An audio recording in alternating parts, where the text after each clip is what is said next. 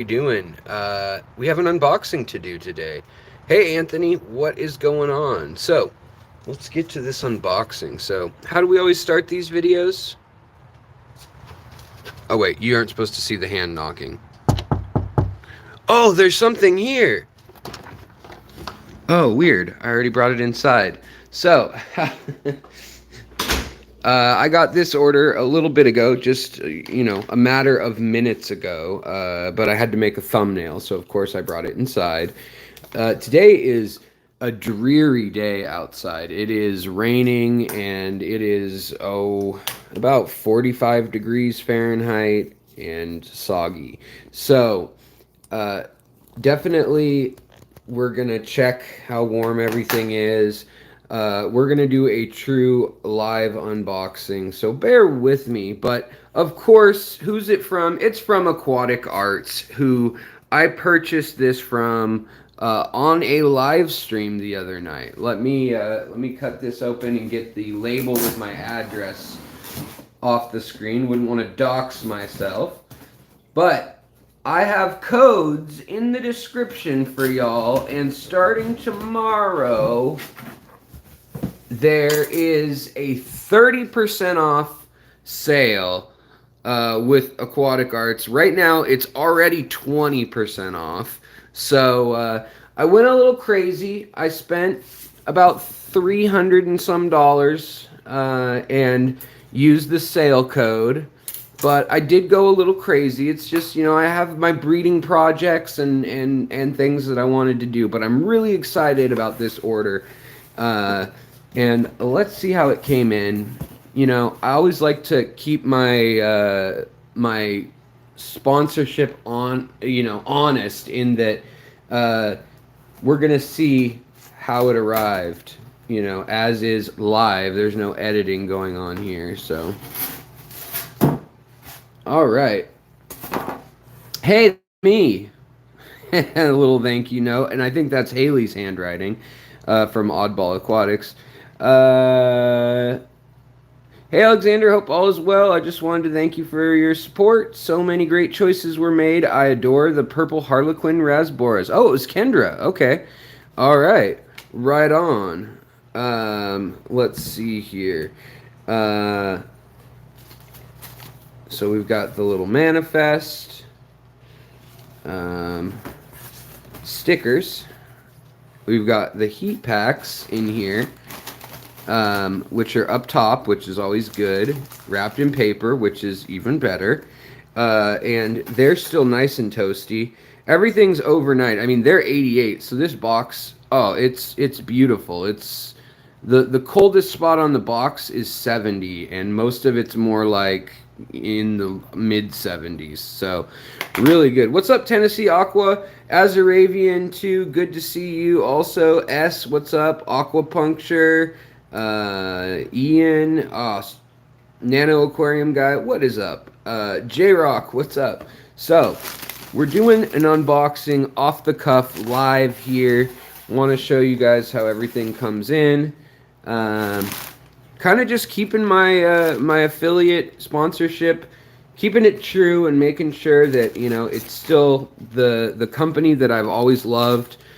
Since they were just doing shrimp and smaller stuff, plants and shrimp and mystery snails, now they've moved on and they've got a new warehouse. They've got all sorts of new stuff, so I'm pretty excited. But check out this giant boost that they had. They had a giant boost. It's like a Thea, and man, that is a big piece. Or there's two pieces in there, but those are big leaves. And there are fish. Yes, there are fish. But I got some plants too. So then this is Ludwigia ovalis. Really pretty. When this one's immersed, it's really nice.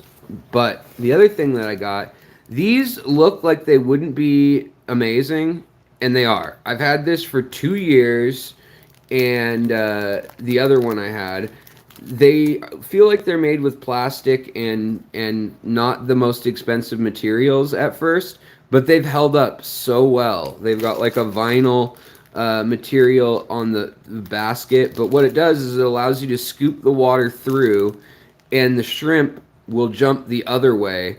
They always jump backwards, shrimp, if you've noticed. They fold in half and jump backwards, and this allows you to keep coming at them and then scoop up the water. And with that motion, a lot of times they won't jump out of the way of the net. They won't feel the touch of the net.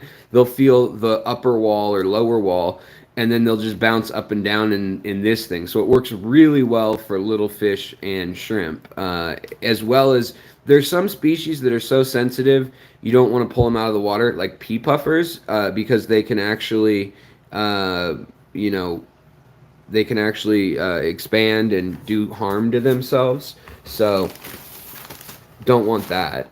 All right, let's see how the fish look. So, for everybody wondering, the code for right now is prehistory, like because we're doing pre-Black Friday sale, and also the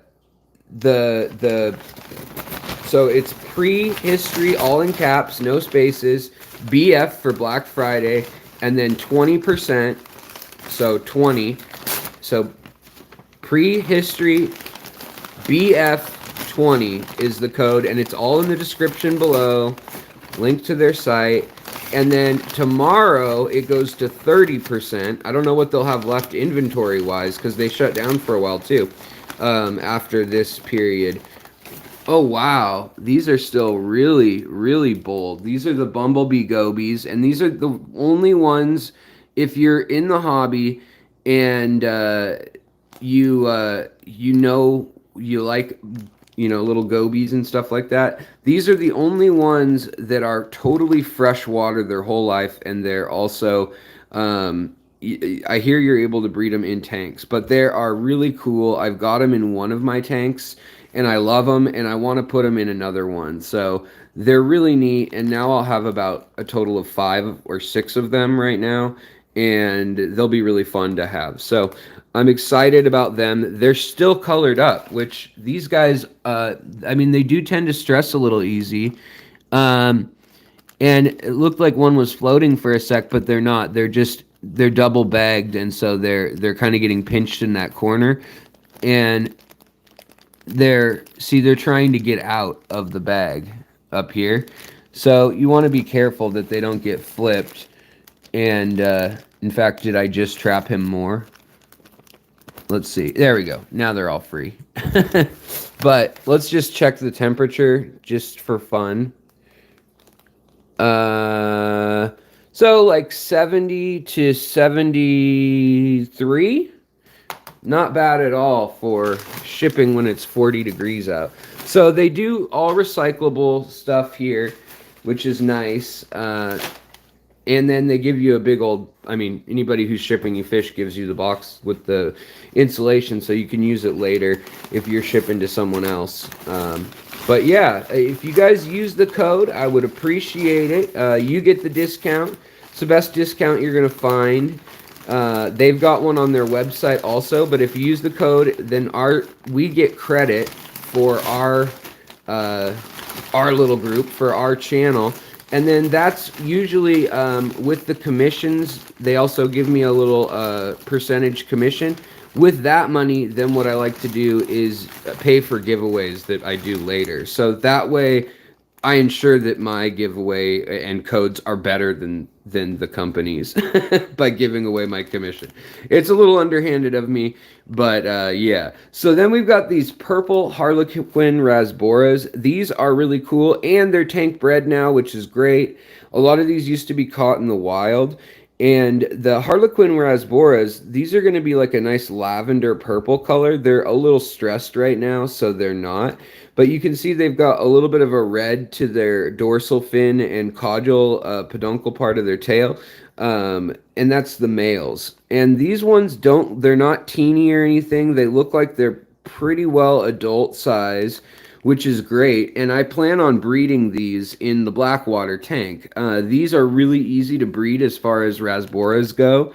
They lay eggs that stick to plants, and they lay a couple eggs at a time, and then they end up doing like a little dance in the morning, and you can kind of follow them around, and it's just, they're kind of entertaining to watch, honestly. Whereas Tetras and stuff are more sneaky. They like lay their eggs and they just scatter them, and you're like, okay, well, there goes that.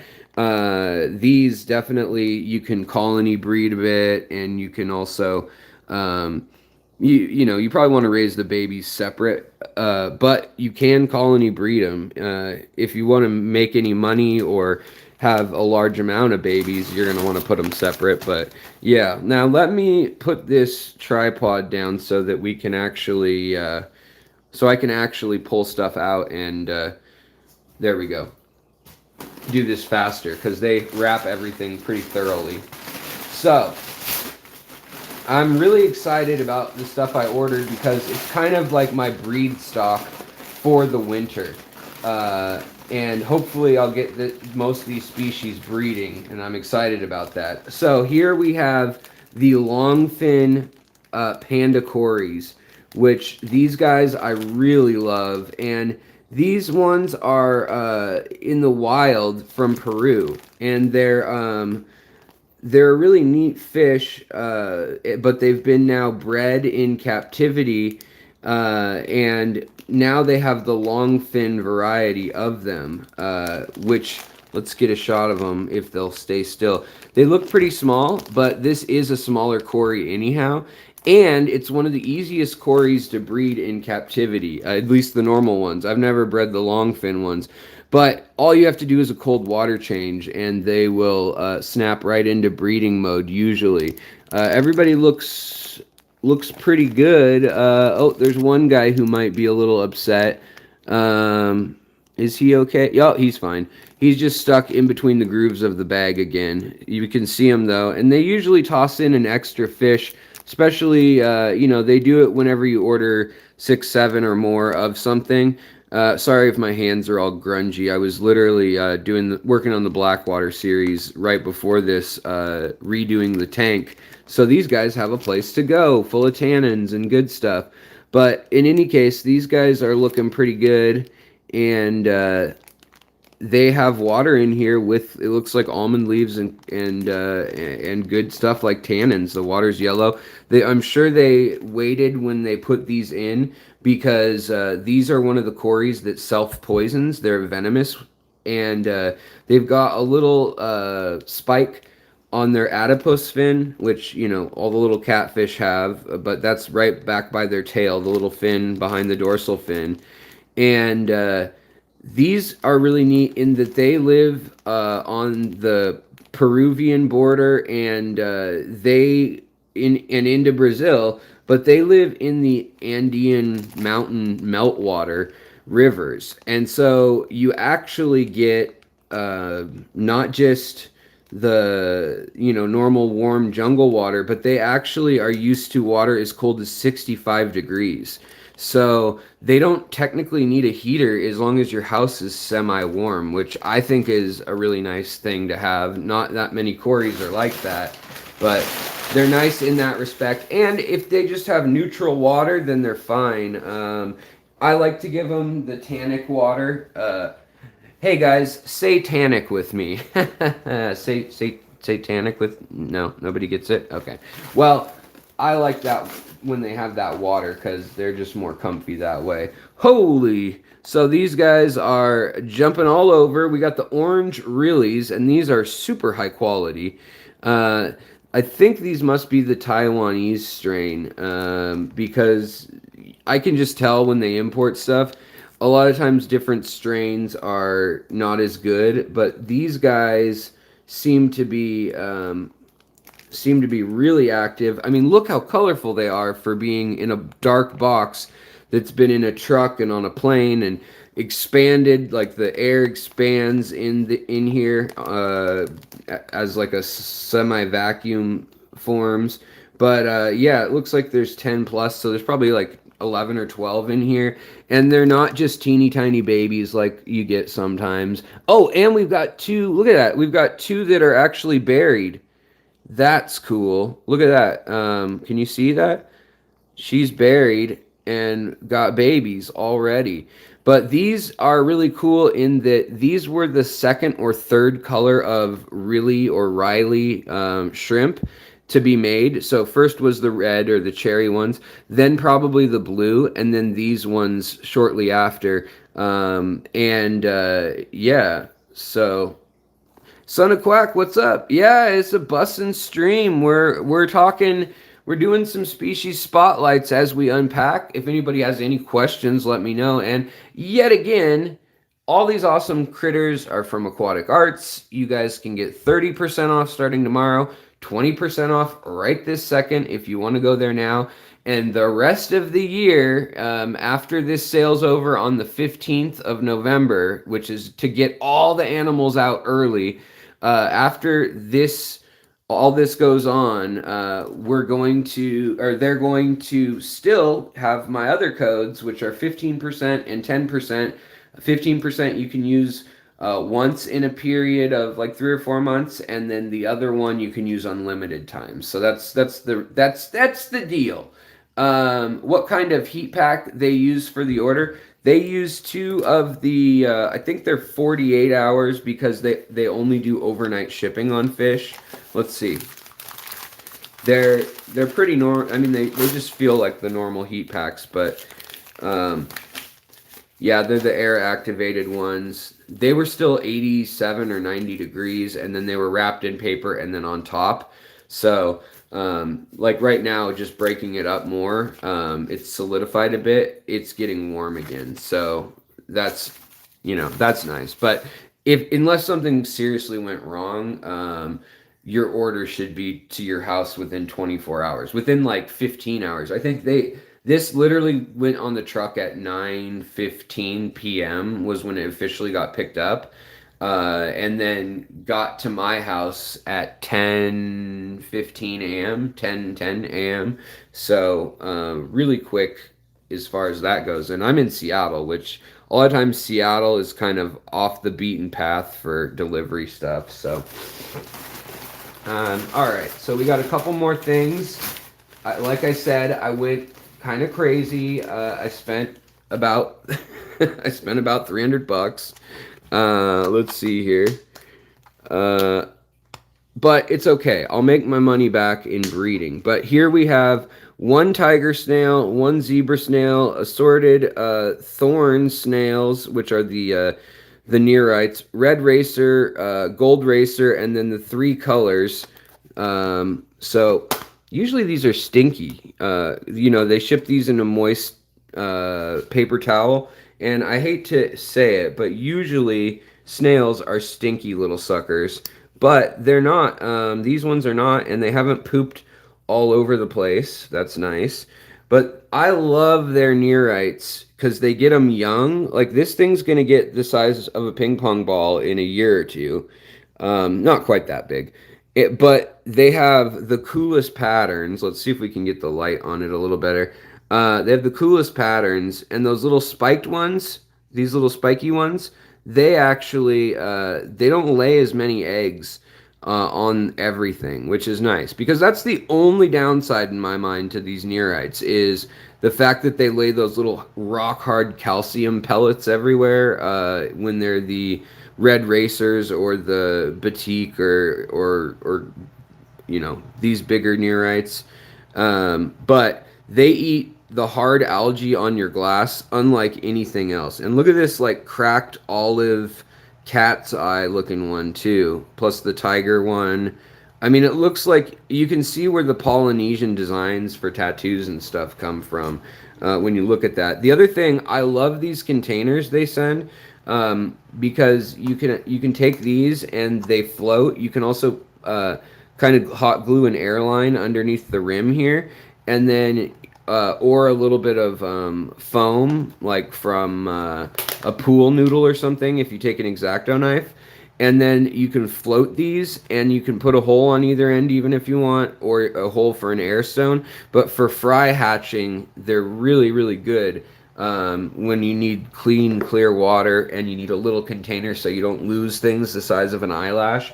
I really like them for that. So I like to keep those containers. But let's see what else we've got here. Okay, so this is what I was most excited about. And these guys are going bananas, which makes sense because it's been a long and winding road. One, two, three, four, five, six, seven. Did they give me seven of them? Yeah. Sweet, I scored seven of them, even though I paid for six.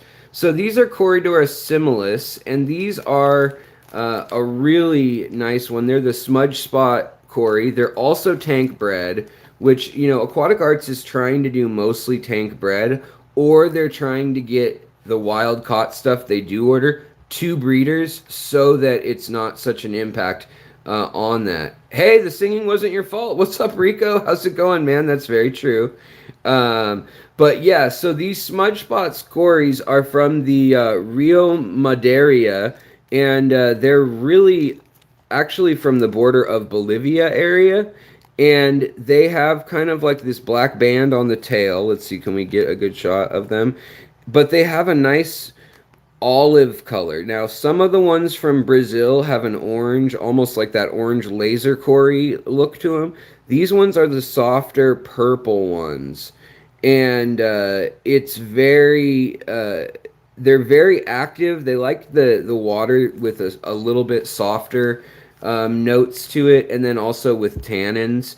But I mean, look, these guys are still colored up, even though they've been traveling, and they're already it looks like near spawning size, which is rad. I mean, like there maybe this guy maybe has 3 more months. They do have spines like all of the other Corys, but they're one of the cute ones. And okay, Rico, I'll message you right after this stream. But in any case, I mean, these are just really cool Corys, and they're not in the hobby a whole lot. They're still rather new. I mean, AquaticArts has kind of put them into the hobby, but they're still pretty new. And like, I've never seen them at my local store until this year, like local fish stores. But they swim mid-water, which is really nice. And they're another one that, because they're from the border of Bolivia, they've got that Andean mountain runoff water, and they can withstand cooler temperatures. Now, they like to spawn around 70 degrees when you do the fake water change of the seasons. And the other thing is, these guys are seasonal spawners, so they do it only during the monsoon season, which happens to be our winter. So, little tip, if you guys aren't having luck with your Cory spawning efforts, right now through the next 3 or 4 months, try it again right now, because you'll probably have luck, or there's a good chance you'll have luck if you didn't earlier, because it's their wet season in their hemisphere, and some of them are still synced to something, you know, similar to that. So then also we ordered for a whole different tank. We ordered these little guys, which are the Pandero Cichlids. And these are really pretty when they color up. Usually the female's like a bright yellow and has a band on her eye. And it looks like maybe we got a female here and then 2 males maybe. I don't know. It's hard to tell. They're still pretty small. But they were only like $10 a piece, and then plus the discount. These things used to be 30 or 40 bucks like a year ago.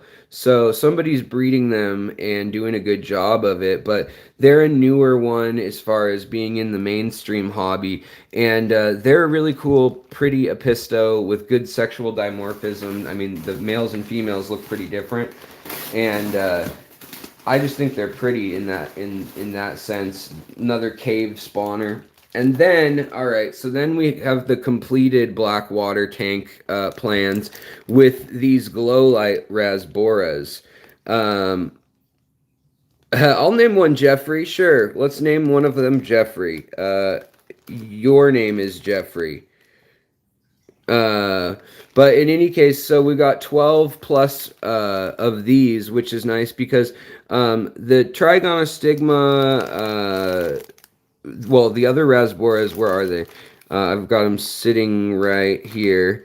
These purple Harlequin Rasboras, super similar to these glow lights, but these glow lights will be a neon orange color, with a wedge down the side that's really like sharp looking, and it looks like it's glowing in the dark in most tanks. And these are actually bred from a selected collection point. And these actually, the purple Harlequin Rasbora was actually on the 1933, the first exotic book, atlas, or encyclopedia by Innes, the famous ichthyologist. He had a picture of 3 Harlequin Rasboras on his set that you could order, and it was gold's laced, or whatever you want to call it, embossed with gold, and so it would look really pretty with the 3 Rasboras. Let's see, you can see a little bit of their color in here now. So, but they're gonna get more metallic, more red on the top fin and on the back fin, and then have a purple body, which has been selected for, like I said, artificially by breeding. So it's another sign that they're an easier Rasbora to spawn. So they're not going to go in this tank for good, but this tank right now has some rummy nose Rasboras, some Sabwell resplendens. There's a female, and the other ones are really shy. So I think I'm going to put all these in here so that I can wrangle them out later. But they're a fish that loves, I mean, they do love black water, and so we've got the lotus pods and stuff in here. The botanicals AquaticArts have right now are pretty off the hook. They've got really cool stuff. Like, I mean, I love these lotus pods. You can use them as a little planter. Fish will spawn in them, a lot of species. Snails and stuff love them. And then, like, your shrimp, oh my goodness, the baby shrimp, like, just chilling there all the time. So I think we're going to keep them in here while we grow this out and get the other tank set up, because we're going to do a black water tank, and then we're going to do a purple tank. And I think these ones, so we're going to have a total of 12 and 12, and then I'll try to spawn more. And so it's going to be a tank this side, or this size right here on the side, but basically double this length. So it'll be like this Xbox here. And that's set up in the other room. I don't know if you guys have seen that yet, but that's set up. And so I'm pretty excited to fill that with water and do the thing there. But I'm doing the black water tank first. So these guys, technically, you know, I usually don't quarantine AquaticArts stuff. Everyone should technically quarantine everything. But I have literally had one problem in 6 years of ordering from the company, and that was really a bizarre thing where 2 of my plecos fought another pleco and ended up getting injured. So not the most common problem, and it was like a bacterial injury. Now, of course, I'm not going to put this water in any of the tanks, especially from a big facility. But look at that. They've got the catappa leaves in here. And you should be aware that these little Quarries can interbreed. The Panda Quarries... Oh, there's my... by the way, there's one of my beautiful leopard frog plecos from them. Their line of leopard frog plecos stay more yellow and solid black than anyone I've ever seen elsewhere. I mean, all mine are approaching 3 or 4 years now old, and I've got 5 in here. Every single one is still solid black and yellow. And sometimes they're like peach orange color, you know, like really bright. So that's pretty cool.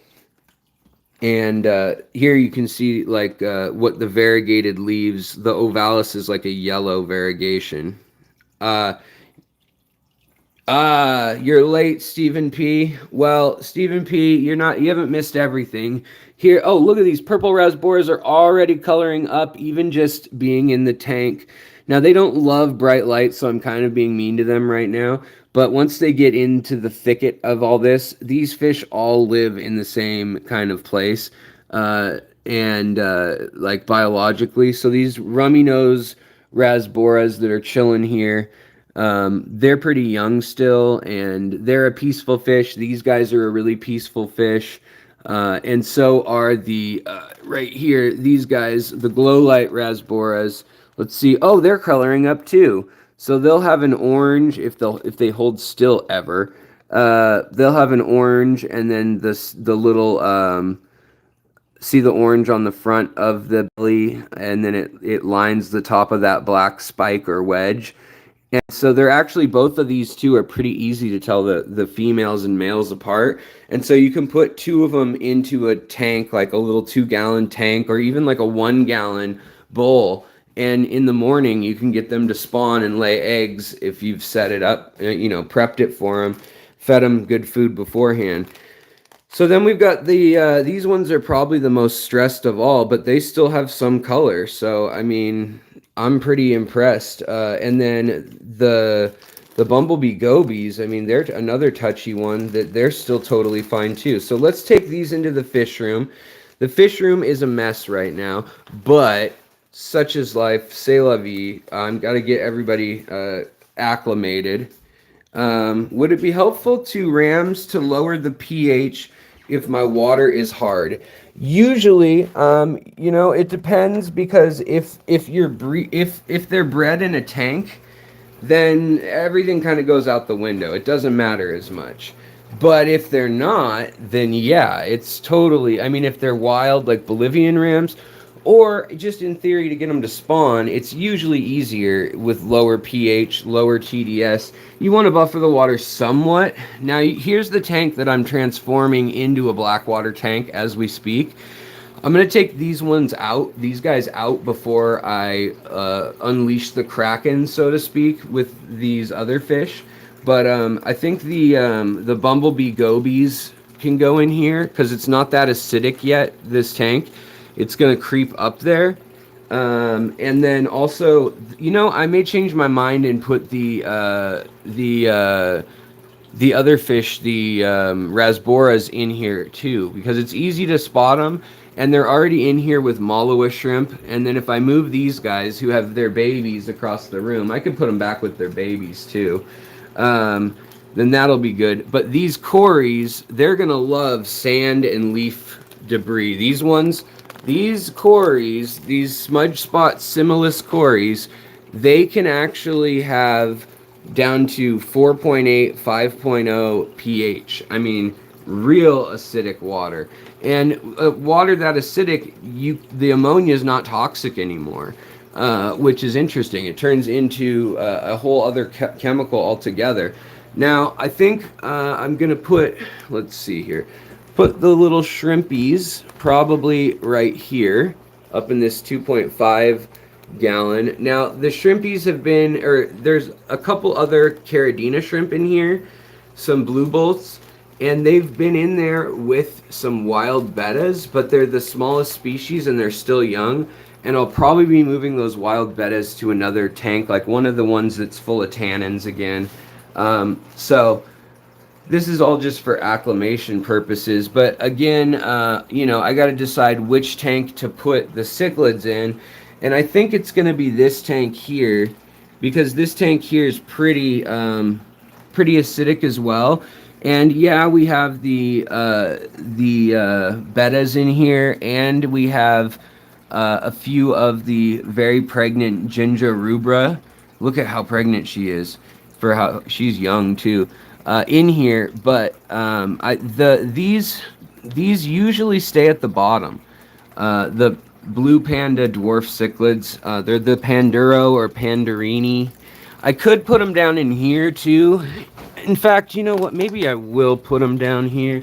Yeah, I will put them down here.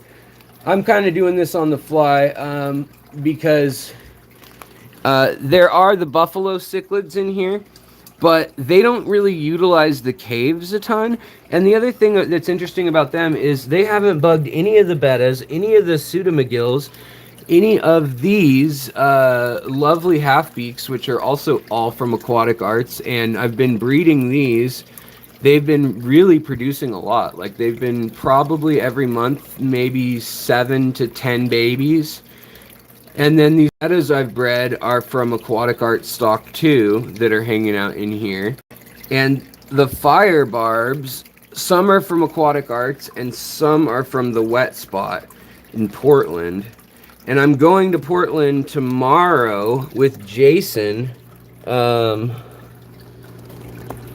of redfish, bluefish. But down here you can see that the little barbs that were spawning in this tank, they're just hanging out. They're probably in the thicket of that.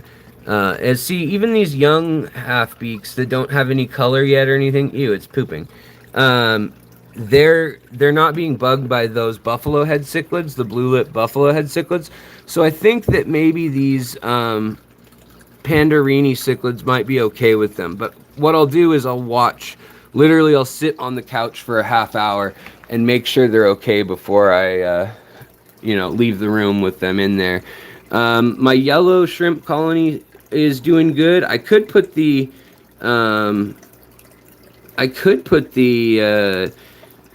the orange Riley's or Riley's in here, or even in here. My blue colony collapsed, and I don't exactly know why.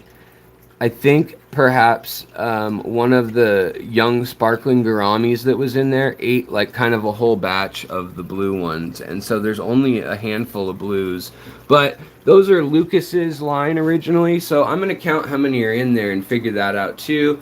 Up here, I could put them in this tank too. Look at that beautiful Jenga rubra. They have this color changing ability where they're orange, red, blue, and then whatnot. So I'm going to be breeding these two, but they're from Kenjiro Tanaka in Japan. They're just an awesome fish. And again, AquaticArts has all these cool Stiphodons and Schismatogobius and like really neat little fish from the islands. Look at the snails all hanging out in there. It's just endless food for them. But yeah, so, and same with the Pseudomagil luminatus and they get so, I just turned the lights on, but these guys get blood red, bright orange with blue patterns on them. And the other thing AquaticArts had that I wanted to buy, but literally I spent $300 and I'm broke now, is they had these rice fish here. You can see they had some that were like a mixed, like mutt version, and that's what these are, the lame ones with the sparkles that are way too fat right now because they overate last night. So yeah, but I wanted more of those. That was tempting. The erythromicrons that I crossed with the CPDs that are in here, that was also tempting. It was really hard to only spend $300, and yeah, so good thing they had a sale because my mom was like, "Oh, Christmas is coming early, huh?" And I was like, "Well, maybe." And so my mom visited, and she's like, "You know what? I'm gonna give you a little something." And she gave me, guys, she's the sweetest lady. She gave me $20 for Christmas. She tucked that into my pocket, and yeah, that bought a lot of fish. So, no, she brought me a big old thing of Dr. Pepper too, which was actually nice. Why do I spend so much money? This makes me happy. I also will breed inevitably several of these species, and then I'll make my money back. Just like with the plants, I always do. Locally, oh, here's a little blue ram that's hanging out in there. And then also these guys I got from the wet spot. Oh, they're colored up finally for you guys live. So these are the black darter tetras. And what a bad name for one, but they have pseudomagil-like properties. And they kind of flitter. See their tail? And then they have a fin, their dorsal fin, and their paired fins below that they can flare way up when they're spawning and showing off to one another. And then they do the thing that that these pseudomagills do, and they spin around in circles and show off for one another. And they've got these cool blue jewel tones on that stripe, and depending on how colored up they are, they get more of those blue dots. And sometimes they're fully lit up, other times they'll only be as few as 3 of the dots shining. And they do that by flexing a membrane on their skin. It's kind of like having 2 layers of saran wrap. And if the saran wrap was overlapping with like little pockets peeking through, like if my hand was another color than the skin on my face, they kind of do this, and then it lets them turn colors. But they have that with 3 layers, and so they do that with their iridophores, which are those sparkly scales. So I'm really excited about this. I'm sure with the Quarries alone, I'll make my money back. And that's something to keep in mind too, is AquaticArts, if you are breeding something in scale and, you know, a few hundred of them a month or something, or even just a few hundred every few months, talk to them, because, I mean, I know people that are selling them Quarries, guppies, that are selling them just all sorts of stuff, and they're looking to get the hobby in the U.S. supplying more and more. Yeah, it is exactly like a holographic print. These snails are going to get distributed amongst all my tanks to eat the diatom algae. And if I had like an Iwagumi tank, that'd be the only one I wouldn't put them in, because that just, they lay those eggs everywhere a lot of times. But I did get the smaller species, and they're a lot better. The calcium actually kind of wears down eventually, and then and then it's fine. So then I got this net, which I'm stoked about. I know it doesn't look like much, but pretty excited about that net. So yeah, I'm excited. You guys will definitely see species spotlights on all this. If you're interested in using the code, and you want to get anything at AquaticArts that's still there, they still have a good number of these fish. In fact, I think almost everything I bought but the longfin Quarries, they still had this morning. They might be out of the Bumblebee Gobies too, I'm not sure. But yeah, check them out. I've done my duty. They came in perfect, not a single dead critter out of a $300 order. And I mean, yeah, yet again, just I'm happy with them. I'm going to keep supporting them. So I appreciate the sale and the code and everything that the hardworking people there do to ensure that the creatures are in good shape, that they're healthy, that they're of good size, and that they give you extra ones for shipping so that they don't have to deal with, you know, any DOAs later. But once you might go crazy after one's, let's see here. So thank you guys. Yes, I will be busy today, in a short bit. I may be in the chats later with y'all, whoever's streaming later, today, and maybe I'll see you folks around. But I just wanted to share the unboxing with you, show you guys how they pack things and everything, if you're new to the channel or new to AquaticArts. And also just, it's kind of my infomercial for them as a thank you for giving me a cut with using the code. You know, I get a little commission that helped pay. I mean, I saved up several months of that, like the whole years of that. And that helped, along with Alan Bauer. I mean, he helped way more. I mean, like, than that percentage. But for the Aquascape contest, but that's how we were able to give away over $1,000 in prizes. So I know it's a bit of an advertisement that we had to go through here, but I hope that I provided some information and that you guys had a good time and you're excited to see those fish when we get spawning them later. But, you know, thank you so much for hanging out with me. Good to see everybody, and I'll talk to you later. So take it easy, guys. You'll see spotlight videos as well as tannin videos and blackwater videos and that other tank that I'm setting up. Oh, I didn't show you that. Not explicitly. Let me do that real quick. That room's a mess because I'm literally rearranging everything. But, so we have new blackwater tank that's going to be not super blackwater. It's going to be about 6.0.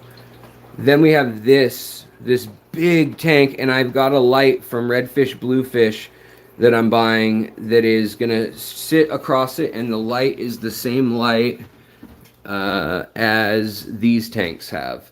So it'll be like high tech. We'll have CO2 running, and I want all the plants in that long tank to be purple, red, or dark green, or like, you know, unusual colors, bronze and things. Not so much lime green or Kelly green, forest green. And then I'm gonna have the purple and orange fish as the theme, and we'll have some tannins in there and stuff. I think we're gonna use black lava rock. It's still a little bit I'm still a little bit indecisive. I'll probably be drawing pictures of it and trying to decide what I want to do. But okay, so I think that's everything for now. And then Portland, I'll be down there this weekend for 10 moments that changed, that revolutionized the aquarium hobby forever. I'll be giving that speech Sunday night. And also, guys, I'll be hoping to have someone film that and live stream it for you with the PowerPoint and everything on this channel, hopefully. So if you're free 7:30-ish on Sunday night, check that out. And then I'll be doing my annual stream of conflict zones around the world and how that's impacting shipments and fish supplies around the world, which every year, not to toot my own horn, I've been pretty spot on. I mean, it's probably because of the history major and sociology, anthropology, and I just follow, you know, interesting stories of conflicts around the world. But there's a lot that aren't known about. I mean, things like, you know, is Thailand going to go unstable? Are certain embargoes or tariffs going to be lifted or keep going on? Are certain ethnic groups going to revolt? Are the Yanomamo people going to blow up the dam in the Chingu River basin and let the fish go free in the Amazon? I don't know. You'll have to wait for the episode and see what's new in the world. All right, guys, I will talk to you later. Have a great day. Good to see everybody. Yeah, it's the GPAS, it's the Greater Portland Area Society meeting. Oh, it's at noon? Oh, shows what I know. I thought it was at night. Okay, Ryan. Well, never mind. Then I'm talking at noon. Weird. I didn't have any idea. Shows what I know. Yeah. All right. Are the neon Tetras going to go kamikaze? Yeah, who knows? The world is a crazy place. All right, guys, I will talk to you later, and I have a big surprise for you next week. Hopefully a guest that you guys will be like, "Whoa, that's exciting if you're a fish nerd." All right, guys, I'll talk to you later. Use the codes if you need anything from AquaticArts, and if you hate ads, then just ignore everything I said in this episode. All right, talk to you later, guys. Bye-bye.